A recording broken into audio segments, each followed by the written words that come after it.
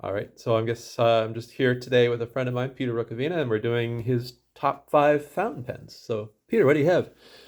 Uh, well, I'll start over on this side. This is the weirdest pen that I've never I seen that own. before. What is it? It's a Rotring Core. Hmm. I bought it about, I would say 2000, 2001 at a stationery store in San Francisco. I like orange pens, and that's why I was attracted to it. But it's a weird cyborg kind of pen. Very interesting.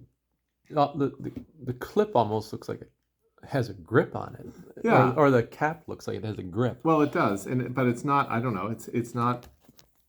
I don't think it's a utilitarian grip, Hmm. although it's yeah, it doesn't really do anything for you in the hand that way. Hmm. It's got this very like very low on the pen body grip. Mm-hmm. Um, it's very light, as you can see. Um, it's I've never seen this pen before. yeah, It has an ink window, does it? yeah, Or three like little windows? Four. portholes. Yeah, Does Is there a reason there's four? I Or don't. is it? I've never used them for anything practical, but I like writing with. Like it writes nicely. And this is a Rotring. Yeah, yeah, I've never seen a section like that before, where it sort of drops down yeah. and it looks very space age. And it's got this interesting writing on the side here, so it says "turn this way, right on system," and it's got a pixelated arrow. I don't know what that Does? means. I mean, to unscrew it, you'd do that, but Yeah. I don't know whether it's just telling me to tighten that way. And It's you got got this years ago in San Francisco? in San Francisco, yeah, and I've never seen one again. I googled it this morning, and Cartridge filler? it's got a cartridge in it now. I've got the other thing, Oh, a converter. a converter, yes, And it and has an unusual nib. It's a big nib with a rather like a rather industrial looking feed. It's huge. I read a review of it this morning Hmm. from some time ago that talked about it as looking like it's the pens that they would use on Star Trek, which It does look like yeah, yeah. like someone's interpretation of that. Um, it's got a lot of weird geometrical graphics on it. Yeah, So it's really an unusual pen. I've yeah, never. I used to have Rotring technical pens, yeah, like yeah. for illustration years ago, and they were always well made. But I've never actually had a Rotring fountain pen, and I have seen or heard of them that they did, but I've never seen anything quite like this before. And It's it's called a Rotring Core, yeah. and there's a little R, and there's an interesting logo here. There's a lot of logos, And and then so there's like TRN. and then the Rotring logos. The Rotring, the famous Rotring logo, yeah. Yeah. I think I even had a Rotring mechanical pencil at one point in my life, but that's very unusual. So that's That's my one of your favorites. that's my yeah. I've been writing with it recently and quite liking it. Can I try it? Yeah, Do you sure, have of some course. paper? Just give it a test. And it's a steel nib, XL. Am I saying that right? XL? Smooth.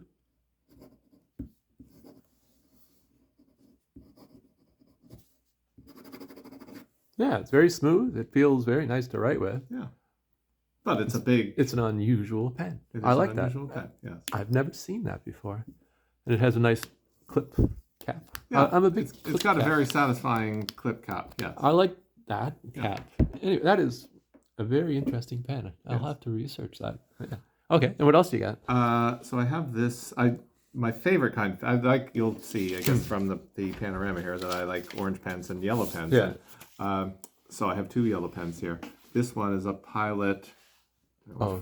Prera. Oh yes, I've And heard it. I love the color. I Mhm. love the way that it posts. It's got a satisfying friction Yeah. fitting post. I like the ornamentation in the silver. I love the way that it writes. It's a little It's a little tiny, just on the tiny side. But I always liked small pens for some reason myself.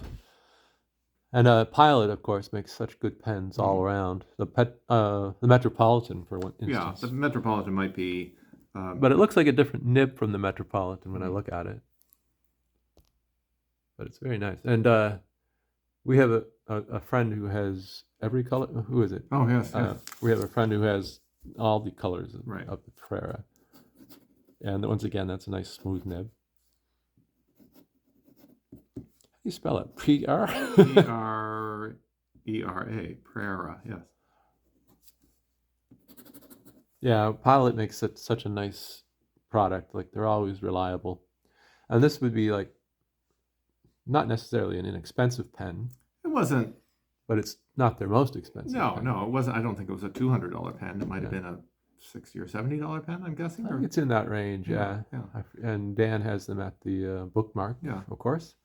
I've actually been thinking about picking up some. I've seen these, and I've often thought about picking one up, and I will someday. And I quite like the colors that they come in. And it's a very smooth writer. Medium nib on it? I can't see. I think it's medium. Is it? I tend toward medium, but... Do you like medium? Yeah. Yeah. And that's the typical feed of a Pilot right there. Yeah. I also, as you said, I like the Metropolitan too, Yeah. but that I like the form factor of that, perhaps. Yeah, it's very classic. Yeah. A nice clip on it. And I like light, small pens myself, personally. But then, of course, we have the famous Twsbi. Yeah, the Twsbi. So I have inked this with various red and orange colors in the 2 or 3 years I bought it. I bought it at a pen shop in Portland, Oregon. I always get chastised from my Oregonian friends for how I pronounce the name of their state, but a beautiful pen store there. And I love everything about this. I love the way that it writes. It's got this huge receptacle for ink that I can ink it once a year and write with it every day, and it seems to always have enough ink. It's kind of exciting when you get to change your inks. I go every time my Echo runs out of ink, it's like, oh, what color should I put in? Yeah, and when you compare it to a converter for any other pen, like this is like a giant suction tube for ink, just because it's so large. And I love. I mean, you're no stranger to writing with it, but I love the way that it writes. Yeah, I have like 2 Echoes, and my daughter has an Echo, and Jane has an Echo, and this one, I think I have 2 or 3 other Twsbi pens of the same ilk. I have this one is a screw in. You screw in the ink. The other one I have is the plunger, which is interesting in its own way. Yeah, I have the Vac Mini, and just after Christmas I picked up the Iris, the really colorful one. Oh yeah. And it's quite nice. And it has a vacuum. But yeah, Twsbi is interesting in that they bring out so many different filling systems. Well, one of them, I think the other one, the one with the spring loaded, I think it's that one. I don't think it came with a wrench. Yeah, they all come with wrenches. Oh, they do. Okay. Yeah, in the box. Yes, yeah. Because you're almost encouraged to take them apart. And they even come with silicone grease. Oh, do they really? Okay. Yeah, so if you look in there... Pay attention to that. Oh, okay. Well, you should have a little bottle of silicone grease. So if you're ever taking it apart, and you can put silicone grease on the piston head if you're cleaning it, giving it a really good clean, and also on the section up here. Right. And I replaced... On my Vac Mini, I had a stub originally, and then I put Dan had an extra fine, and I bought that, the nib, and the whole section comes off, so you can put a whole new section on. Oh, okay. Yeah, so I had, and I really like I put an extra fine on my Mini, and I really like the pen now. Like I use it all the time now. Stub was fun, but I didn't use it for journaling or everyday writing. If I was signing a card or something like that, I would use it. Yeah. But yeah, these are really great pens. And yeah, now they've come out with one, the Go, is it? Or the Swipe. Yes. Which has different, like 3 different filling systems in it. I haven't seen it up close yet. Yeah, they have them at the bookmark. I haven't picked one up, but it has like a converter and a cartridge, and I think you can convert it to a full body. Anyway. This one I had beside my bed. I had a good run there where I was journaling every night, and I would journal with, I think I would do the body with a Pilot Metropolitan, but I would write my date headings with this, and as I say, it never Nice ink. What is it? What did you say the ink was? I'm falling down on Kind of a red, but it dries almost burgundy. Right, very dark. See if I can find my ink journal. And the great thing is you can see your ink inside. They're kind of fun and sloshes around. See, that's my whole ink journaling system has fallen down. So no. yeah, which is I should be more religious about it because it would help me refill. And then this one is a Canadian brand. Yeah, the interesting story about this is I was on our pen night Zoom. Louise from Ottawa was mentioning that she had sent Chantal, another member, some Ferris wheel press ink, and I thought, oh, that's interesting because she mentioned it was from Canada. So just while we were on the Zoom, I opened up a browser window and went to look at Ferris wheel press. And they design ink. They have inks. They have inks, and now they have pens. Yeah, so they have this pen called the Brush, which is I ordered it immediately during the call. The only pen I've ever ordered during pen night. So I love this color. I mean, this might be almost a mustard yellow. Yeah, or a school bus yellow.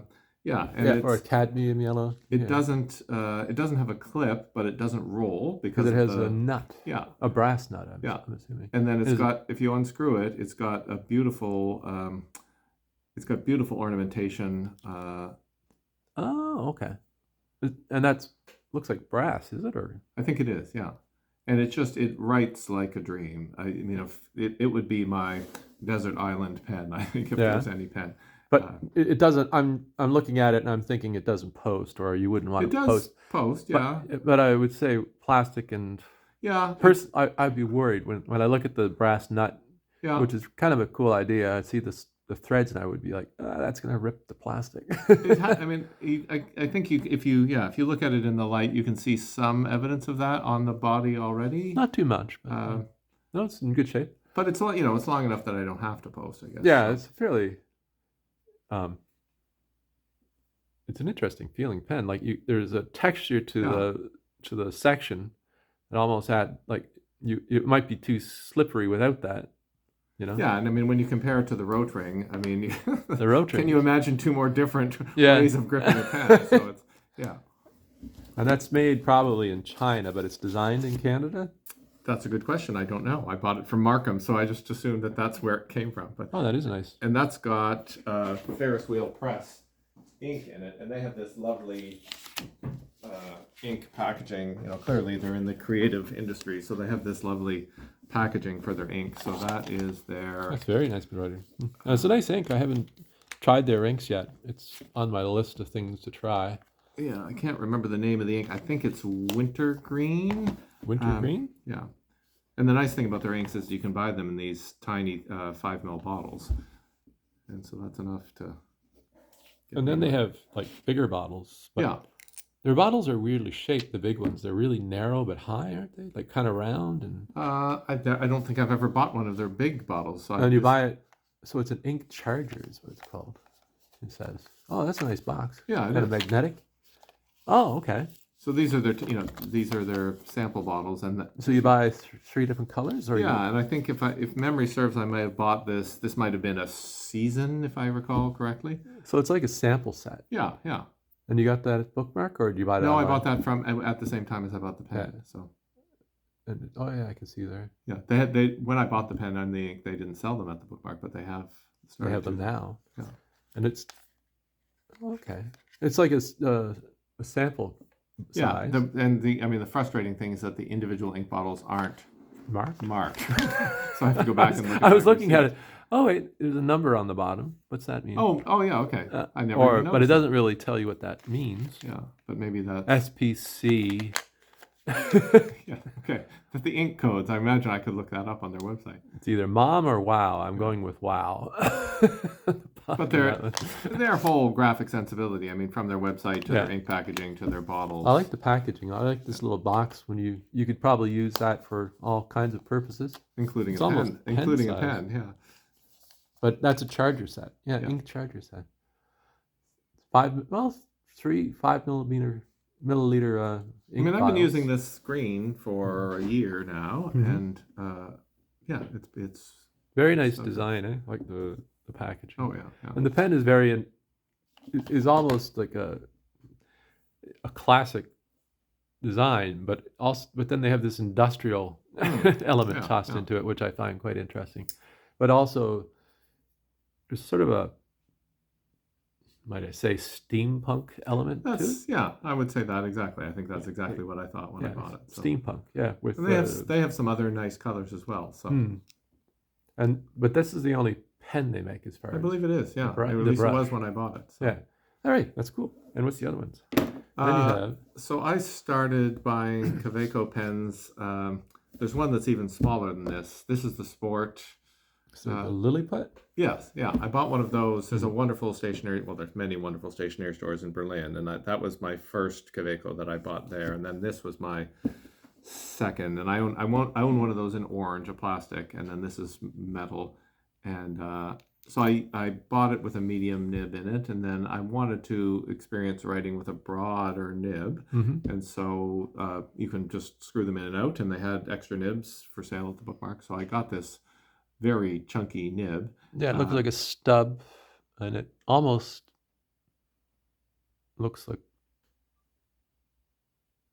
looking at it, it looks like there's an angle to it, so it's like kind of an interesting. Yeah, but it's confoundingly difficult to get started. Which it's not the pen, it's the nib. In its previous incarnation, with its previous nib, it was fine. But it's the angle, and it's the position of the sun in the sky, and I don't know what it is. Gravitational and then you can get it going for a while. And I had the same issue with I had a stub in my Twsbi, and it would work fine, and it would sort of all of a sudden stop, and you have to prime it. And, I like stubs. Yeah. I like the idea of a stub. I haven't actually. Let me see if I can get it to write. Go. I haven't. I have a stub. I don't have any broads, or I don't have. There you go. Yeah, I was doing it wrong. But yeah, they're quite interesting. So there's such promise here, because when I can get it writing, it's beautiful, and the ink flows, and there's this dance, which I think is true of all pens with this broad a nib, where your position, the angle you hold it on, the nib will split or not. Right. So I did, and you get that fine line. Yeah. And a broad line. Yeah. So I did get a piece of somebody at Pen Night recommended, maybe between the tines with some a piece copper. Of, so I have one of those. I haven't done the operation yet, but I find that works quite well.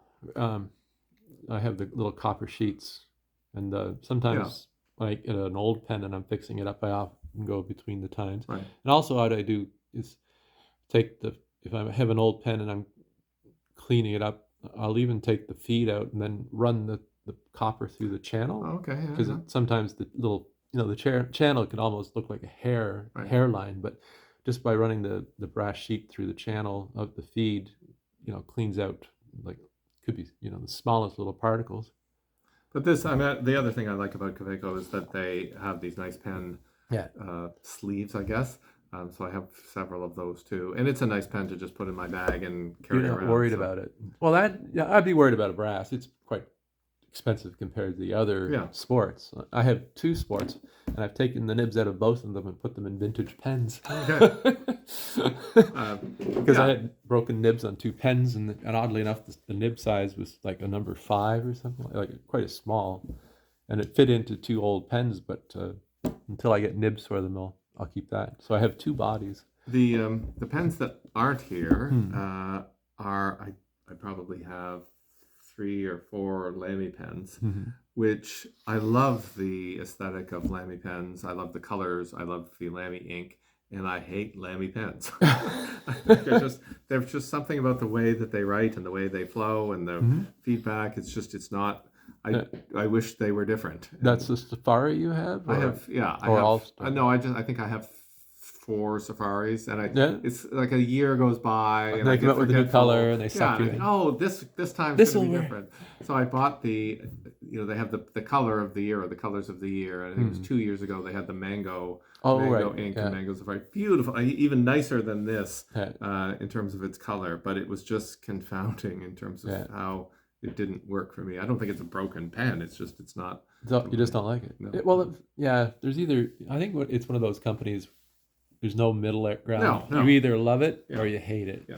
Like I don't Well, know too many people go, oh yeah, that's all right. But it's like, there's like really strong opinions about Lamy. I tend to lean towards I love them, but because I have a couple, I have a Safari and and Lamy All-Star, and they're great pens.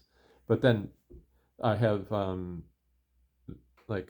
we have a couple 2000s, and they're great pens. I love those pens. And I picked up a CP1, and Jane has it, and it's a lovely pen. But it's like this very, very slender little pen. You have a Conklin. We should look at that. I have a. it's not ink, but It's not ink, but we'll look at it. And mostly because I have problems with Conklin. While I was in my pen drawer, I'm trying to remember what this pen is. I bring it out. It's a Vortex. Oh. But I don't know who makes. I bring it only because it would join my orange pen collection, my freaky orange pen collection. I don't think that's inked either, but I've never heard of that one either. yeah. And it's very once again, you have this taste for space age pens. I do. Like very. I mean, This isn't in your top 5, but is it unscrewed? Yeah, I think it is. And yeah. Oh, interesting. So yeah, clearly I have a penchant for the orange ribbed, plasticky or rubbery, and it has like a cool feed and a very sort of a hooded nib. Yeah. So I haven't written with that for a while, which And who makes Vortex? I don't know. And again, I can't. It says something on the side. Oh, it says, is that Pilot on the side? I think it says Pilot. Okay. Yeah. I've never heard of it, but it's a really cool pen. And I'm pretty sure that says Pilot. There's a bit of information right there on the side. What's that say?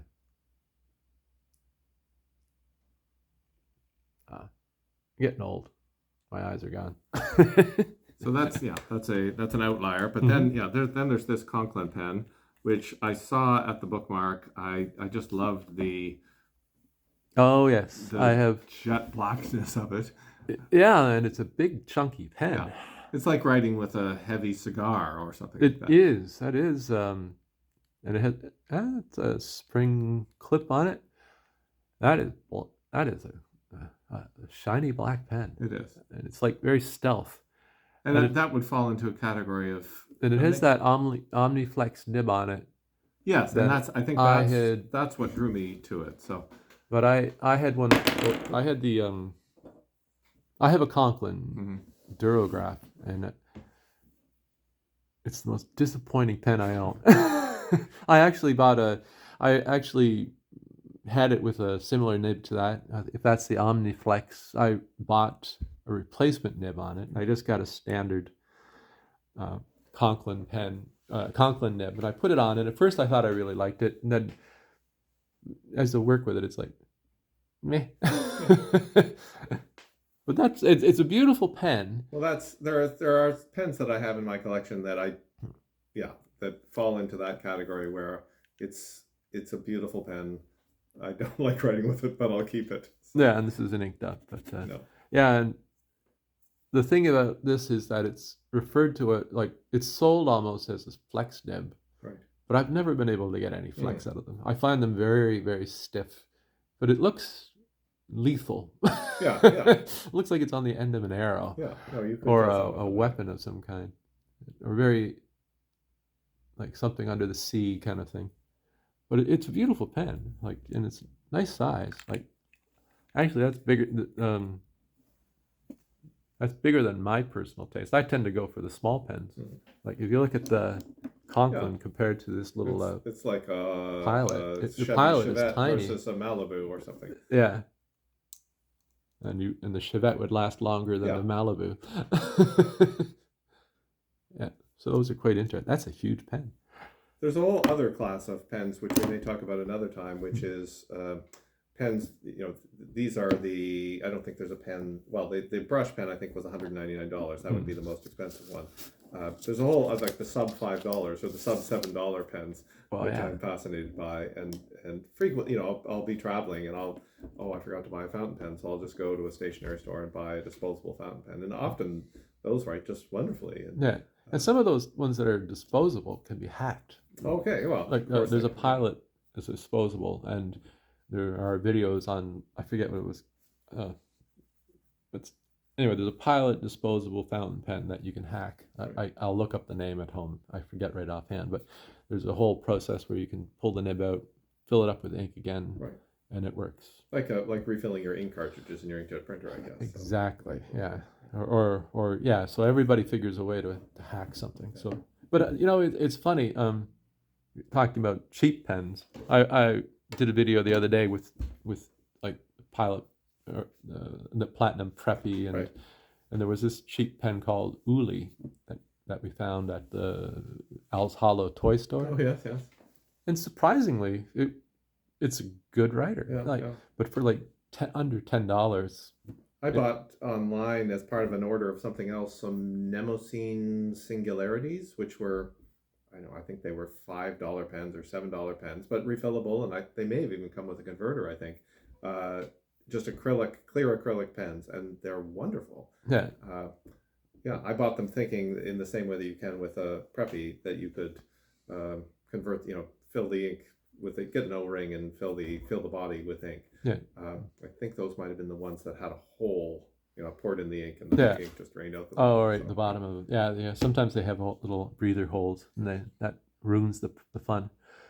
But anyway, thanks, Peter. Those are my top 5. Let's get the non-top fives out of the way. So these are. So that's Rotring Core, Kaweco Sport, Pilot Prera, Ferris wheel brush press, and the Twsbi Echo. Echo? Echo T, I think it is. Yeah. Or I think that's just the Echo. The T is transparent cap. But it was. Or does it say T on it? Echo T. Yeah. Oh, it says Echo T on it. Maybe it's transparent body. Oh, it does say Echo T. Okay, I always assumed that Echo T meant that the cap was transparent. Or maybe it means tremendous. Tremendous. Echo tremendous. Well, thank you. Well, thank you. And we'll get to you soon. Thanks. Bye-bye.